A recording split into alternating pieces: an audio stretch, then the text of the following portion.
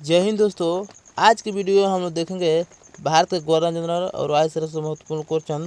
देखिए, इसमें पता नहीं चलता है कि भारत का प्रथम कौन वायसराय है, अंतिम गवर्नर कौन है।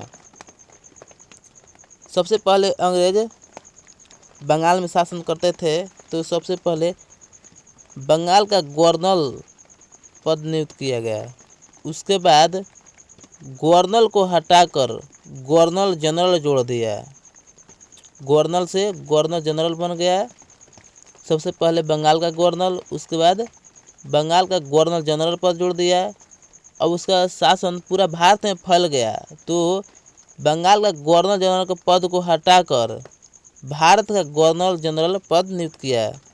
उसके बाद भारत का गवर्नर जनरल पद हटाकर भारत का वायसराय पद नियुक्त किया गया।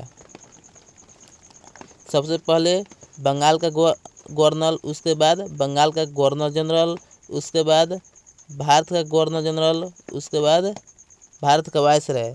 उसके बाद हमारा देश आज़ाद हो जाता है। देखिए, सी राजगोपालाचारी जी हैं, एक विक्रम नाम का अंग्रेज है। इसको कमेंट करते हैं कि काहे विक्रम काहे भारत छोड़ के जा रहे हैं। देखिए, का से कलायु, हे से हेस्टिंग्स, बी से विलियम बेंटिंग, क से कैनिंग, म से माउंटबेटन।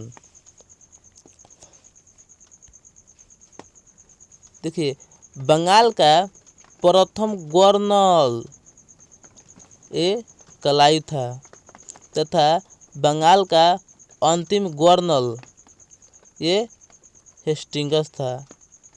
देखिए, क्या हुआ कि जो अंतिम गवर्नर था वही प्रथम गवर्नर जनरल बन गया। जैसे कि इसी के समय क्या हुआ कि गवर्नर पद को गवर्नर जनरल में चेंज कर दिया गया। तो सही बात है कि जो गवर्नर होगा, माने बंगाल का गवर्नर, जो बंगाल का अंतिम गवर्नर होगा वही भारत का प्रथम गवर्नर जनरल होगा।